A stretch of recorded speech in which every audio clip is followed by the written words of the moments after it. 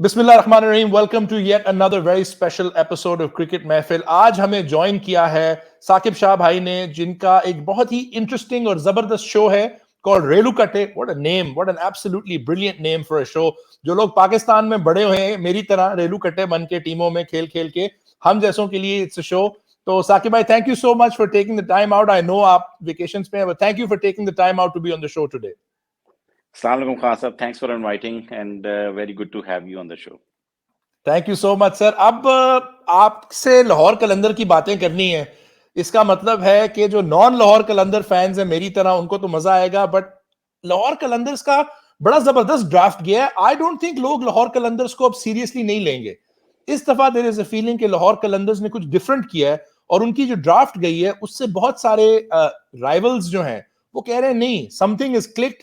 लाहौर कलंदर्स ने एक different direction ली एंड इट्स लुकिंग ऑमिनस। आपको क्या लग रहा है कि क्या उनकी ड्राफ्ट के बाद एक्सपेक्टेशन होनी चाहिए कि एक बेहतर परफॉर्मेंस होगा लाहौर कलंदर से?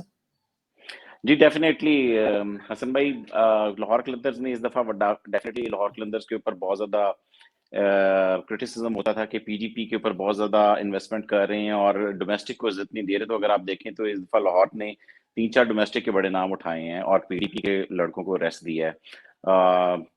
जमान खान को हमने पिक किया जो केपीएल में बड़ी अच्छी परफॉर्मेंसेस थी।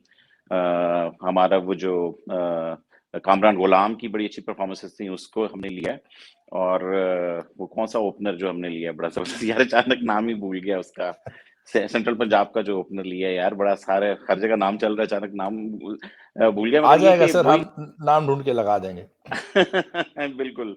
तो Abdullah Shafique, sorry, Abdul Abdullah Shafique. The one and only. तो अब्दुल्ला शफीक, कामरान गुलाम और जमान खान, ये तीनों लिए हैं। और इस वजह से अगर आप देखें कि लाहौर यूजुअली क्रिटिसिज्म होता था कि हमारे ऊपर के बड़े बड़े नाम चेस करते हैं, उसकी रीजन होती थी कि हमारी ड्राफ्ट में पहली बारी होती थी। पहली बारी में सारे बड़े नाम ही होते थे। मगर अब लाहौर का पिछले साल से अगर आप देखें तो ड्राफ्ट में ये अब अपने बैलेंस की तरफ जाते हैं। पिछले साल बड़ा अच्छा ड्राफ्ट था, अनफॉर्चुनेटली हमने क्लिक नहीं कर सके। 10 में से 5 मैच तो जीते, बल्कि पहले 6 में से 5 मैच हम जीते हुए थे। अच्छा जा रहा था, अचानक अबू धाबी चल के हमारी बैटिंग चोक हो गई। That's another issue. मगर ये कि पिछले साल भी अच्छा ड्राफ्ट था, इस साल उससे भी अच्छा। I guess this is the best possible draft ever by Lahore Qalandar this year. Saqib भाई, आपको क्या लगता है एज अ फैन? आप उनको रिलीजियसली फॉलो करते हैं, you're very up to date with things. क्या रीजन है कि लाहौर कलंदर्स ने पीएसएल में क्या लैक किया है आपके लिए, जो 6 साल में उन्होंने सिर्फ एक ही दफा प्लेऑफ्स में पहुंचे हैं? या तो वो फाइनल में पहुंचे हैं, या तो फिर लिटरली वो लोअर हाफ में रहे। आपको क्या लगता है what has been missing? Hasan भाई, पहले शुरू में एक्चुअल में ऑफ कोर्स जब आप हारते हैं क्रिटिसिज्म होता है। पहला साल आई वुड से कि टीम में भी प्रॉब्लम्स थी, मगर हम अनफॉर्चुनेट भी बहुत थे कि हमारे काफी इंजरीज हो गई थी। गेल ने आधे मैचेस भी नहीं खेले थे, मुस्तफिज आया ही नहीं था। हमारा जो बॉलर हमने लिया हुआ था यासिर शाह, उस पर डोपिंग लग गई थी। सात सात के साथ टॉसेस अजहर अली हार गए थे। तो वो तो हो गया। सेकंड साल में हम अच्छा खेल रहे थे, मगर अनफॉर्चुनेटली लास्ट बॉल पे ही आउट हुए थे हम उसमें टूर्नामेंट में। जेसन रॉय जल्दी चला गया था। तीसरा was horrible, PSL 3 was a horrible draft, और उसका फिर रिजल्ट हम पहले 6 मैचेस हार गए थे क्योंकि हमने ड्राफ्ट में बड़ी ऑब्वियस मिस्टेक्स की थी। मगर PSL 4 was a good draft. Unfortunate बहुत ज्यादा इंजरीज हो गई। इंजरीज का भी बहुत ज्यादा हसन भाई रहा है इसमें कि लाहौर कलंदर की इंजरीज का भी एक बड़ा लंबा सिलसिला जो पिछले 2 साल से आके टूटा है। पीएसएल 4 में रिप्लेसमेंट भी इंजर्ड हो गई थी। हफीज चले गए थे, एबी डिविलियर्स चले गए थे, डिस्कार्टा वो आए, वो भी चले गए। बहुत जितनी इंजरीज हो सकती थी पॉसिबल हो गई थी। पीएसएल 5 में पीडीपी के बहुत ज्यादा प्लेयर थे, मगर थैंक्स टू बैन डंक एंड डेविड वीजा हमें फाइनल तक ले गए। लास्ट ईयर अच्छा ड्राफ्ट था, मगर अनफॉर्चुनेटली हमारे बैट्समैन चोक कर गए। अब देखें, कुछ ऑब्वियस मिस्टेक्स तो नजर आती हैं, मगर ये कि इस दफा एक अच्छा ड्राफ्ट किया है। अगर इस साल भी हम इसके बावजूद भी अगर कोई ऑब्वियस मिस्टेक्स होती हैं तो फिर you know what is the common reason. Otherwise otherwise ये एक बड़ा अदरवाइज साकिब भाई लाइक का टीम अच्छी बड़ा है। एक, बिल्कुल इसमें इसमें कोई शक नहीं। पर साकिब भाई, एक टाइप पे हम देखते हैं लोग पीडीपी को क्रिटिसाइज करते हैं, एक साइड पे हम देखते हैं कि पीडीपी की वजह से हारिस रऊफ प्रोड्यूस हुए हैं, अभी फरीदून प्रोड्यूस हुए हैं, शाहीन शाह अफरीदी। ठीक है, I wouldn't say he is only a PDP product, but उनको ग्रूम किया लाहौर ने। और फिर हम इनके पार्टनरशिप्स देखते हैं मेलबर्न स्टार्स के साथ, अब यॉर्कशायर के साथ। तो आपको क्या लगता है कि इन पार्टनरशिप से, देखें मेलबर्न स्टार्स को तो फायदा हुआ है, हारिस उनका एक स्टैंड आउट प्लेयर है मेलबर्न स्टार्स के लिए जब भी अवेलेबल होता है, तो आपको लगता है कि फ्रेंचाइज को भी इन पार्टनरशिप से फायदा मिलता है? डेफिनेटली आप ये देखें हारिस रऊफ की सक्सेस ही है कि इस साल बीबीएल ने फिर पिछले साल दिलबर लिया और दिलबर ने दोनों के दोनों मैचेस में अच्छी बॉलिंग की थी। अनफॉर्चुनेटली उसके इंजरीज के इशू हैं जिसकी वजह से वो दोबारा फिर खेल नहीं सके और इस पीएसएल में भी नहीं खेल रहे। अदरवाइज दिलबर के दोनों मैचेस मेलबर्न स्टार से अच्छे गए थे जितनी देर तक वो इंजर्ड नहीं हुए थे। तो उसकी उस लेगेसी को देख के इस दफा उन्होंने अहमद दानियाल को भी लिया और फिर डॉन को भी लिया और दोबारा हारिस रऊफ के साथ भी जा रहे हैं। तो डेफिनेटली मेलबर्न स्टार्स का एक बड़ा अच्छा कॉन्फिडेंस डेवलप हो चुका है लाहौर कलंदर्स के ऊपर जिसके ऊपर वो ले रहे हैं। प्रोबेबली उसी को लेके यॉर्कशायर भी आगे आई है, मगर all credit to the Lahore Qalandars management जो इस तरह की पार्टनरशिप्स कर रही है। पहले 2 साल में भी इन्होंने सिडनी थंडर्स के साथ भी की थी। तो मगर उसमें अभी प्लेयर एक्सचेंज नहीं हो सके, मगर ये कि कुछ प्लेयर्स पहले भी सिडनी वगैरह जाते रहे हैं। हमारे उस्मान कादिर गए थे, एहसन मिर्जा गए थे और ये सलमान रशाद भी ऑस्ट्रेलिया में खेलते रहे हैं। तो yeah definitely hats off to Lahore Qalandars, Atif Rana साहब और समीन राना साहब इसके ऊपर काफी अच्छा काम कर रहे हैं और ऑफ कोर्स आकिब भाई जो है पीडीपी के लिए तो definitely. No doubt, no doubt. बड़ा यूनिक सेलिंग पॉइंट है लाहौर कलंदर्स का ये कि उनके पार्टनरशिप्स, इंटरनेशनल पार्टनरशिप्स जो हैं, अभी हमने बाकी फ्रेंचाइजीज पे नहीं देखे। आपने एक बड़ा इंपॉर्टेंट नाम लिया था साकिब भाई, डेविड वीसा का। मैं तो कहता हूं कि डेविड वीसा के नाम पे एक अंडरपास होना चाहिए लाहौर में, और हमें मुल्तान वालों को तो उनकी एंट्री बैन करनी नहीं चाहिए, क्योंकि वो हमें एक तो बहुत मारते हैं और सेकेंडली लाहौर के बहुत ज्यादा मैचेस जो हैं वो जिताते हैं। तो एक प्लेयर का हमने इंपैक्ट लास्ट ईयर देखा था, वो थे टिम डेविड। बट इस दफा लाहौर ने उनको, उनके लिए नहीं गए और मुल्तान ने उनको एक वाइल्ड कार्ड पिक कर ली। तो given teams performances not only in PSL but उसके बाद हमने देखा है वो स्ट्रेंथ टू स्ट्रेंथ गए बिग बैश लीग में, सीपीएल में। क्या आपको लगता है कि लाहौर कलंदर्स को प्लेटिनम में उनके पीछे जाना चाहिए था और फखर के पीछे नहीं जाना चाहिए था, या इज इट मोर सेंस कि फखर क्योंकि इंटरनेशनल पाकिस्तानी खिलाड़ी भी हैं और डोमेस्टिक पिचेस को बेहतर समझते हैं, यू जस्ट थिंक कि लास्ट टाइम उनके लिए थोड़ा बुरा टूर्नामेंट था? Because an on form Fakhar is a huge asset for any team. हसन भाई कोई भी अगर लाहौर फखर को छोड़ देती ना ड्राफ्ट में, तो बाकी 5 मगरमच्छ टीमें उसके पीछे उन्होंने ले जाना था उसको। उसकी रीजन ये है कि फखर जमान के ऊपर जितनी भी क्रिटिसिज्म किया जाए, वो पीएसएल में हमेशा के टॉप परफॉर्मर रहे हैं। बाबर के बाद अक्सर उनका सेकंड नंबर पे होता है, या लाहौर कलंदर के तो वो टॉप परफॉर्मर हर साल ही रहे हैं। अब बात ये है कि लोकल लाहौर ने एक चीज जो बड़ी अच्छी की है पिछले काफी सालों में, उन्होंने अपनी कोर डेवलप की है लोकल प्लेयर्स की, और उस कोर को वो छेड़ नहीं रहे। और ये मेरे ख्याल में बड़ी इंटेलिजेंट चीज है, क्योंकि देखें टिम डेविड अगले साल आएगा नहीं आएगा, आप यू नेवर नो। अगले साल उसका कहीं पर और शायद कोई और लीग खेलने चले जाए, मजानसी सुपर लीग को प्रेफर कर ले, बांग्लादेश को प्रेफर कर ले।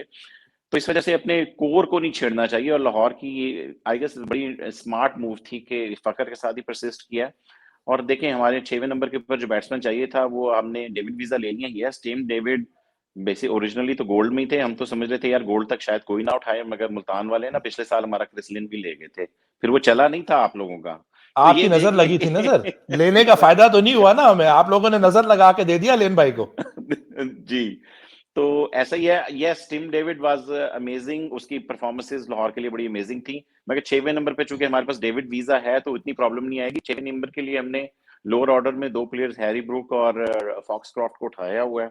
ऑफ कोर्स उसकी फॉर्म थोड़ी सी बिग बैश में अच्छी नहीं लगी हुई ब्रुक की, मगर वी आर होपिंग कि जिस तरह की उसने 100 में और वाइटलिटी में दी थी परफॉर्मेंसेस, वो रेप्लिकेट करे उन्हें पीएसएल में। सर अब आते हैं टू द बिग वन, जिसका लाहौर कलंदर्स फैंस बड़े ही अरसे से वेट कर रहे थे। कुछ लोग कहते हैं अनफेयर है, कुछ लोग कहते हैं फेयर है। सुहेल अख्तर की कप्तानी से अब आप मूव हुए शाहीन शाह अफरीदी की कप्तानी के नीचे, और बहुत सारे लोग जिसमें शाहीन के होने वाले सुसर शाहिद अफरीदी साहब भी हैं, वो कहते हैं कि शाहीन बहुत क्रिकेट खेल रहे हैं, तीनों फॉर्मेट्स में खेल रहे हैं, पाकिस्तान की बॉलिंग अटैक के लीडर है ऑल सारे फॉर्मेट्स में, 22 साल उम्र नहीं है। क्या उन पे कप्तानी का बोझ डालना चाहिए था? आपको क्या लगता है कि is it right for Shaheen to take the captaincy? देखिए शाहीन अफरीदी जो है वो लाहौर का आइकॉन है। लाहौर से उन्होंने अपनी क्रिकेट स्टार्ट की थी, उससे पहले तो सिर्फ वो वर्ल्ड कप खेले हुए थे। जब लाहौर ने पिक किया था वो वर्ल्ड कप भी नहीं खेले थे। लाहौर ने जब पिक किया तो उनका वो एक स्पेल इंटरनेट में मशहूर हुआ हुआ था, वाइट बॉल क्रिकेट में लोकल कोई फर्स्ट क्लास का मैच था। उसके बाद फिर वो वर्ल्ड कप खेले, फिर उन्होंने लाहौर के साथ स्टार्ट किया। तो लाहौर का बेसिकली हमारे ब्रांड एम्बेसडर भी काफी दफा रहे हैं। तो अब बात ये है कि इस तरह का प्लेयर जो होता है उसके ऊपर बहुत सी टीम्स जो होती है ना वो लाइन मार रही होती हैं यहाँ पर अनऑफिशियली। तो इस तरह के प्लेयर को प्रोटेक्ट करने के लिए आप सबसे अच्छा यही होता है कि उसको कैप्टन बना के एक ज़िम्मेदारी दे दी जाए ताकि वो अपनी टीम को ओन करे और देखिए उन्होंने कैप्टेंसी ली है।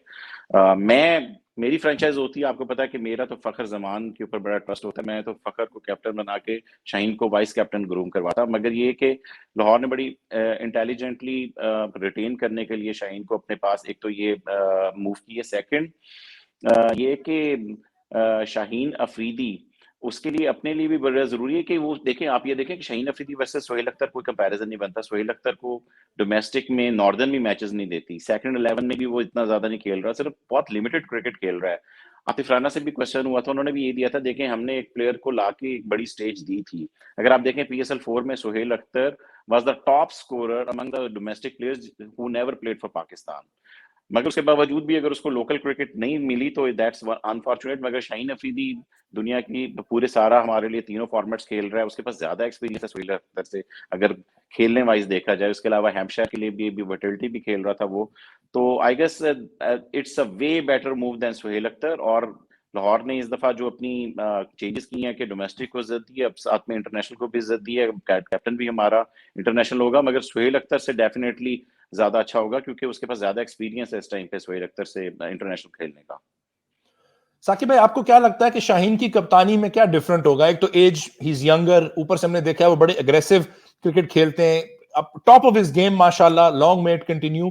तो आपको क्या लगता है शाहीन कप्तानी में क्या एक डिफरेंट लेके आएंगे? बिकॉज बड़े लोगों की ये भी डिमांड थी कि अब लाहौर को अपनी कप्तानी में कुछ चेंज लाना चाहिए, तो अब चेंज तो मैनेजमेंट ने किया है।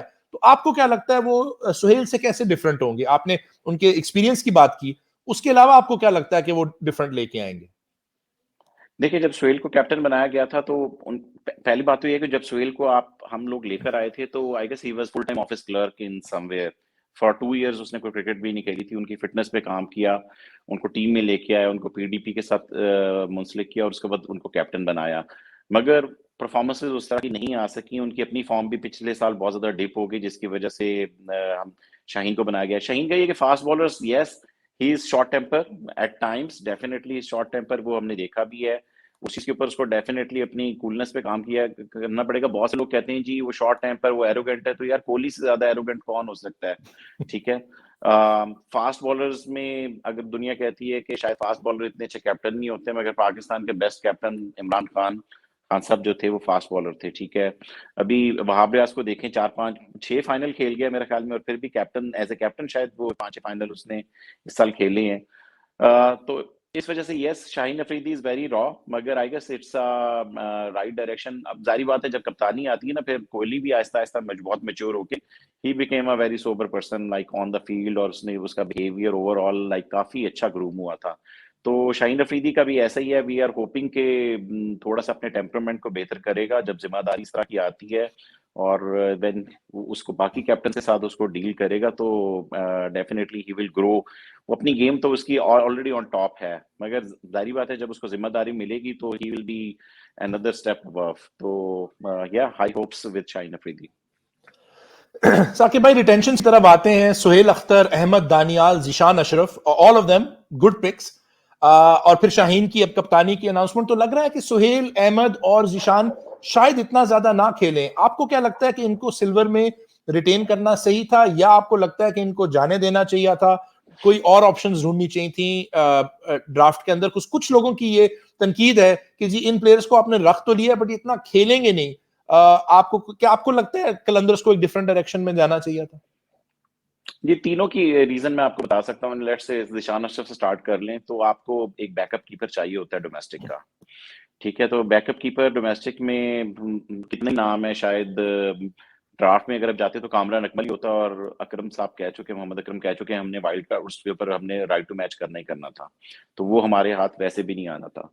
सेकंड चीज ये कि जीशान अशरफ का केपीएल अच्छा गया था, उसका नेशनल टी20 तो बड़ा बिलो एवरेज गया, मगर केपीएल के उसने सेंचुरी भी लगाई थी और he was one of the top scorers I guess of KPL. तो that is one of the rational के हमने उसको पिक किया as a backup international keeper, backup to international keeper के। एक लोकल कीपर होना चाहिए, अगर हमारा इंटरनेशनल कीपर को कोई प्रॉब्लम आ गई तो हम लोकल फ्लेक्सिबिलिटी मिलती है ना आपको प्लेइंग 11 बनाते हुए कि जरूरी नहीं है कि डंक को खिलाना ही खिलाना है, राइट? जरूरी नहीं है कि साल्ट को खिलाना ही खाना है। अगर साल्ट की फॉर्म डिप करती है तो आप फिर जिशान के साथ भी जा सकती हैं और कॉम्बिनेशन में डिफरेंट फॉरेन प्लेयर्स के साथ जा सकते हैं। तो जिशान अशरफ के ऊपर तो ये है। सुहेल अख्तर आई गेस 6वें नंबर के ऊपर पावर हिटर्स में उसको अननेसेसरी ओपनर बनाया हुआ था। उन्होंने अबू धाबी में एक दफा सेंचुरी की थी 4-5 साल पहले, जिस लेगेसी को लेके लाहौर कलंदर ने उनको बहुत ज्यादा ओपनिंग पे ऊपर मैचेस दे दिया। आई स्टिल थिंक कि 6वें नंबर के ऊपर, 5वें 6वें नंबर के ऊपर एज ए पावर हिटर उनको यूज किया जाए तो उसकी यूटिलाइजेशन बनती है। सिल्वर में he is not a bad choice for coming at 5वें 6वें, क्योंकि ज्यादातर अच्छे बैट्समैन जो डोमेस्टिक में होते हैं वो टॉप पे खेलते हैं, तो 5वें 6वें नंबर के प्लेयर्स आपको अक्सर मिलते ही नहीं है। तो सुहेल अख्तर के पास एक्सपीरियंस है, लाहौर के लिए ऑन एंड ऑफ वो परफॉर्मेंसेस देता रहा है। तो आई और चूंकि वो कैप्टन नहीं है तो हम उसको बेंच भी कर सकते हैं और आप डिफरेंट कॉम्बिनेशंस में जा सकते हैं। थर्ड आपने बात की अहमद दानियाल की, आई वाज सरप्राइज टू, मगर I guess probably the rational behind Ahmad Daniyal is के आप मेलबर्न स्टार को क्या बताएंगे कि एक ऐसा प्लेयर जो हमने आपको दिया हम उसको खुद नहीं खिला रहे। तो I guess that's the reason कि दानियाल को भी हमने साथ में रखा ताकि ग्रूम करें। और अभी उस दिन उनसे बात हो रही थी मुल्तान सुल्तान के जो जीएम है, क्या नाम है यार, आज मुझे नाम क्यों भूल गए हैदर इतने, हैदर अजहर से। हैदर भाई से, हाँ जी, उनके साथ बात हो रही थी। वो कह रहे थे कि I rate Ahmad Daniyal very good. दूसरा दानियाल का बिल्कुल। ये भी है कि वो एक तो देखें बिग बैश खेल रहा है तो वी वर थिंकिंग कि डेफिनेटली वो थोड़ा सा उसका एक फ्लेवर भी लेके आएगा वहां पर, कोचेस से थोड़ा सा और सीख के आएगा। आई गेस डेविड हसी हैं उनके कोच, उधर से एक्सपीरियंस लेके आएगा। सेकंड ये कि थोड़ी बहुत बैटिंग भी वो कर लेता है। तो इन तीनों प्लेयर्स को पिक करने के पीछे ये दिस इज द लॉजिक। और अब सर एक एक ऐसा सवाल जो कि सिर्फ एक राइवल फैन ही एक लाहौर कलंदर फैन से पूछ सकता है। Shaheen Shah Afridi, Haris Rauf, Rashid Khan, 3 of the highest wicket takers in T20 साल 2020 में, फिर भी लाहौर कलंदर्स एक 6 टीम टूर्नामेंट में 5th आ गई इतनी जबरदस्त बॉलिंग के साथ। साकिब भाई, आपको क्या लगता है कि क्या मेन वजह थी कि इतनी जबरदस्त पोटेंट अटैक के बावजूद? बैटिंग की तो हमने बात की कि आपने कहा अबू धाबी लेग में बैटिंग चोक होगी, आपने बड़ा सही पॉइंट आउट किया कि उससे पहले लाहौर कलंदर्स स्टॉपेज से पहले काफी अच्छी फॉर्म में थे और फिर सारा वो चेंज आ गया। बट इतनी जबरदस्त बॉलिंग अटैक के बावजूद लाहौर की जो परफॉर्मेंस रही, तो आपको कोई लगता है इसके पीछे कोई रीजन था कि बॉलिंग अटैक जेल नहीं कर सकी जैसे वो कर सकते थे? देखिए, हमें बॉलिंग में अगर आप देखें एक बड़ा ऑब्वियस लिंक मिसिंग, मतलब कि वीक लिंक अहमद दानियल का बार-बार आ रहा था। सारी टीम्स उसको टारगेट करके बैठी हुई थी और हर टीम ने अहमद दानियाल के ऊपर टारगेट किया और ही वेंट वेरी एक्सपेंसिव। उन्होंने अपनी वो स्लोअर रन्स भी नहीं की जितनी अच्छी उन्होंने T10 लीग में वो स्लोअर रन्स फेंकी थी। और जो लाहौर लाहौर के अंदर का जो लोकल एक T10 लाहौर में भी हुआ था उसमें भी like he was identified as a very deceptive bowler. तो मगर पीएसएल में अनफॉर्चुनेटली उन्होंने वो स्लो रन्स ज्यादा नहीं किए और वो फास्ट बॉलिंग की तरफ ही गए and he went very expensive. एक तो ये थे कि वो वीक लिंक साबित हो रहे थे। बाकी बैटिंग का तो मैं आपको बता चुका, मगर बॉलिंग में भी अगर आप देखें तो इन तीन के अलावा हफीज से ज्यादा बॉलिंग नहीं करवाई गई unfortunately. That was one of the criticism रेलू कट्टे के ऊपर हम भी करते रहे कि हफीज जैसे एक्सपीरियंस बॉलर के होते हुए आप उसको अंडर यूटिलाइज किया गया। अगर ये पावर प्ले में लेफ्ट हैंडर्स के अगेंस्ट उसको सोहेल अख्तर ज्यादा यूटिलाइज अच्छा तरीके से करते। आई एम होपिंग कि शाहीन शाह अफरीदी इसको कंटिन्यू करेंगे कि हफीज से बॉलिंग करवाएंगे। तो that was one of the mistake which Lahore Qalandars made. और दानियाल से पूरे पूरे 4 ओवर करवाते रहे ये एंड तक। तो बॉलिंग में इस किस्म की मिस्टेक आई गेस कैप्टनसी में और बॉलिंग में वो एक वीक लिंक साबित हुए। बाकी है कि हर आपके जो हमारे जो मेन बॉलर भी थे वो भी कुछ कई दफा टारगेट हो। अगर आप देखें, आपको याद ही होगा, आप मुल्तान सुल्तान के फैन खान साहब के जो 4 छक्के सुहेल तनवीर ने जब लगा दिए हारिस रऊफ को, वहां से मोमेंटम सारा लाहौर से मुल्तान की तरफ शिफ्ट हो गया। उन 4 छक्कों से बिल्कुल गेम सर। चेंज हो गई सारी। ठीक है, एक मैच में राशिद खान को टारगेट कर लिया आसिफ अली ने। हमने 20 पे 5 आउट किए हुए थे हमारी बॉलिंग अटैक ने, इस्लामाबाद के 20-25 पे उनके 5 आउट थे। मगर वहां से आसिफ अली आते हैं, he countered attack and he take on the world best leg spinner और राशिद खान को उन्होंने ठीक ठाक स्कोर कर दिया। फिर उसकी चेजिंग में भी हम 80 के ऊपर सिर्फ 2 आउट थे, मगर अचानक बैटिंग कोलैप्स होती है और हम 110 के ऊपर ऑल आउट हो जाते हैं। 20-25 रन के ऊपर हमारी बाकी टीम उड़ जाती है। बाकी एक और, I don't think so PSL की हिस्ट्री में ऐसा कभी होगा कि एक टीम जो 5 मैच जीती है वो टूर्नामेंट से बाहर हो जाएगी। ये बहुत कम होगा कि आप ये देखें ना कि हम आखिरी 4 के 4 हार जाएं, मुल्तान सुल्तान अपने सारे मैचेस जीत जाए। ठीक है, हम रन रेट के ऊपर बाहर हुए वैसे भी, तो ऐसा बहुत कम होगा कि 4 टीम्स 5-5 मैच जीत जाएं। अनफॉर्चुनेटली इस दफा ऐसा भी हुआ लाहौर कलंदर के साथ कि 4 टीम्स 5-5 मैच जीत गई और जिसकी वजह से लाहौर कलंदर बाहर हो गई। Last year I would say कि हमारी टीम अच्छी थी, जीतना चाहिए था, मगर अनफॉर्चुनेटली ओवरऑल अगर ब्लेम दिया जाए अबू धाबी में कुछ, वैसे एक बार बताऊं, कुछ मैनेजमेंटल मिस्टेक्स भी हुई हैं सोहेल अख्तर या आकिब जावेद भाई से, कि जब आप चेजिंग में सारे हार रहे हैं तो हार ही जा रहे हैं, तो फिर आप आखिरी मैच में तो कम से कम पहले बैटिंग कर लें, और अपनी आपकी बॉलिंग हमारी स्ट्रेंथ थी, तो उसमें आखिरी मैच में तो कम से कम कर लेते कि पहले बैटिंग कर लेते और एक अच्छा टारगेट देके फिर आप उसको डिफेंड करते, because bowling is Lahore Qalandar strength. So these are the reasons behind all those mistakes. अब सर आते हुए बिल्कुल I let you go, I am very grateful to you for your time. हमेशा एक आप जैसे पर्सन के साथ बात करने में सबसे बेहतरीन चीज ये होती है कि हमें भी इतना कुछ सीखने को मिलता है। आई होप जो व्यूअर्स देख रहे हैं आपके शो के, जो इतने व्यूअर्स हैं, उनको भी फिर से एक यू नो आई फील थोड़ा सा साकिब भाई कि आजकल समटाइम्स पाकिस्तान में क्रिकेट फैंस बहुत ही ओवरली नेगेटिव हो जाते हैं, कभी बगैर किसी वजह के। ठीक है, हारना जीतना गेम का एक हिस्सा है। तो मैं आपसे पूछूंगा, आपको क्या लगता है रियलिस्टिक लाहौर कलंदर्स की क्या एक्सपेक्टेशन होनी चाहिए with new captain and with some changes in the squad? क्या रियलिस्टिक है एक्सपेक्ट करना कि एकदम से माजी की सारी गलतियां जो खत्म हो जाएंगी, या इसको भी एज अ प्रोसेस देखना चाहिए और इसको भी थोड़ा सा टाइम देना चाहिए? Look at it in a gap of maybe 1 2 3 PSLs, rather than saying कि 3 मैचेस जीत गए तो पीएसएल कंफर्म जीतेंगे, और अगर पहले 2 मैच हार गए तो जी कुछ भी नहीं बदला, वही पुराने कलंदर्स। आप उसको कैसे वे अप करेंगे? What should be the expectation from Lahore Qalandars? देखिए, जिस तरह का ड्राफ्ट किया है उसमें माय एक्सपेक्टेशन इज कि प्लेऑफ जरूर खेलेंगे। देखिए, प्लेऑफ के बाद तो सारी किस्मत का गेम होती है। आप देखें, इस्लामाबाद यूनाइटेड 10 में से 8 मैच जीतती है, मगर प्लेऑफ्स में चल के हार जाती है। ठीक है, तो उसमें तो आप फिर कुछ नहीं कर सकते। प्लेऑफ जो हमारी स्ट्रेंथ है इस टाइम पे, बॉलिंग हमारी बड़ी सॉलिड है, बैटिंग भी बड़ी अच्छी है। बैटिंग में एक आधा बड़ा नाम, एक बड़ा डिसेंट बड़ा नाम होना चाहिए था जो मिडिल ऑर्डर को लेके चलता। अब हैरी ब्रूक और फिल सॉल्ट के ऊपर, फिल सॉल्ट तो खैर टॉप पे खेलेंगे, मगर हैरी ब्रूक और हफीज के ऊपर आई हुई है। हफीज की जो फॉर्म है, that's question mark. But bowling उसको कॉम्प्लीमेंट करेगी, बैटिंग की वीकनेसेस के ऊपर ओवरकम करेगी। तो वी आर होपिंग कि हम प्लेऑफ जरूर खेलें इस दफा। बाकी तो लाहौर कलंदर की अनप्रेडिक्टेबल, अगर आपको याद हो कि पीएसएल 5 में पहले 5 मैच में से 4 हार चुके थे, हर बंदे ने राइट ऑफ कर दिया और वहां से एक कमबैक किया। बेन डंक, समित पटेल आते हैं, डेविड वीजा आते हैं और आपकी टीम को फाइनल तक लेके चले जाते हैं। तो लाहौर कलंदर उस सेंस में तो अनप्रेडिक्टेबल है। मेरा ख्याल में डेविड वीजा के होते हुए जनरली लाहौर कलंदर्स ओवरऑल वो हमारे फिनिशर है और हमेशा फिनिश करके देते हैं, तो उनसे एक्सपेक्टेशंस हमारी बहुत ज्यादा है। और जब वीजा खेल रहे हो तो उसके होते हुए मैं लाहौर कलंदर को इस बॉलिंग अटैक के साथ डेफिनेटली प्लेऑफ में देखूंगा। बाकी देखें, इस दफा हुआ ये कि हसन भाई, अगर आप देखें ऑब्वियसली हर टीम ने ड्राफ्ट बड़े अच्छे किए हैं।